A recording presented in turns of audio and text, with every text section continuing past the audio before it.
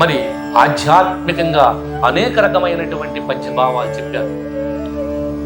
సృష్టిలో ప్రతి జీవి నిద్రిస్తుంది, మనము నిద్రిస్తున్నాం. వేమన నిజమైన నిద్ర నువ్వు పోతున్నావా అని ప్రశ్న వేస్తున్నాడు. నిజమైన నిద్ర అంటే ఏమిటి? నిదురలో నిదురా, నిదురలో నిదురా నిజముగా తెలిసిన భద్రమౌను భద్రమౌను మిగుల బ్రహ్మ విద్య, భద్రమౌను మిగుల బ్రహ్మ విద్య.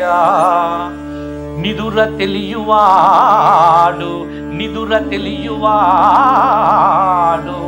నిర్మల యోగి చూడు, విశ్వదాభిరామ వినురవేమా.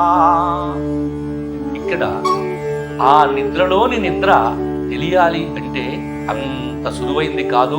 అది గురుముఖంగా అభ్యసించాలి. దానికి ఒక మార్గాన్ని చెప్పారు మహాత్ములు, మహర్షులు, పెద్దలు.